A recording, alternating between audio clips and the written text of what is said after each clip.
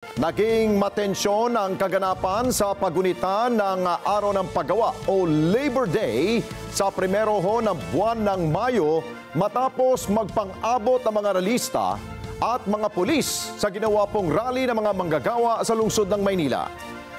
Tinangka kasi ng mga demonstrador na pasukin ang Mendiola pero sa panulukan pa lamang ng CM Recto at San Sebastian ay naharang na sila ng mga pulis.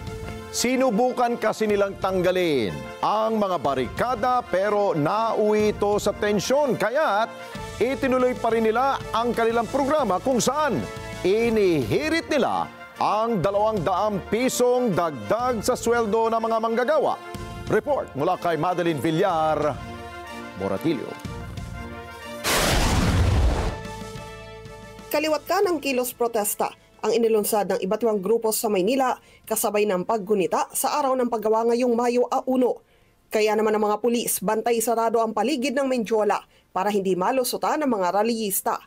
Mula sa bahagi ng Liwasang Bonifacio at Espanya Boulevard sa Mendiola sana target ng iba't ibang grupo na makapagsagawa ng kilos protesta.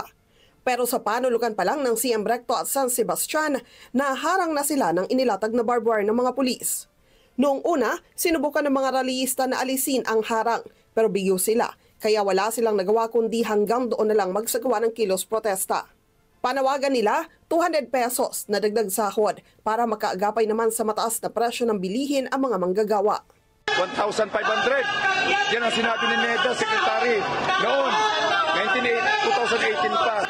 Okay ang BMP doon sa inilalaban na 200 pesos.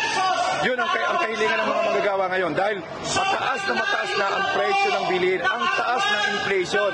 Kaya kung mga manggagawa magkaisa, magkaroon tayo ng iisang sigaw ngayon.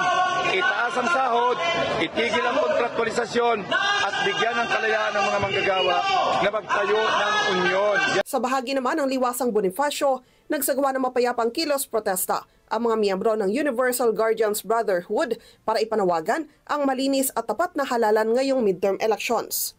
Panawagan rin ng UGB ay labanan ang nagkalat na fake news at isinusulong nila ang demokratikong proseso kasabay ng nalalapit na halalan.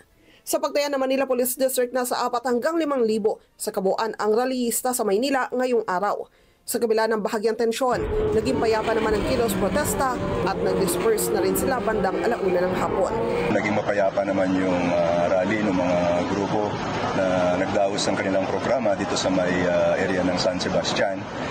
Although nagkaroon lang po ng konting tension, but generally masasabi natin na naging mapayapa or peaceful naman yung kanilang pagdadaos. Meron po tayong isang pulis, nasabit lang yung kamay niya doon sa barbed wire, but he was immediately given medical attention ng mga medical teams po natin sa ground. Gas-gas lang naman po. And then nung nabigyan ng kaukulang lunas, bumalik na rin po siya doon sa hanay ng ating mga CDM contingents. Madeline Villar, Moratilio para sa Mata ng Agila. Matatag, matapang, matapat.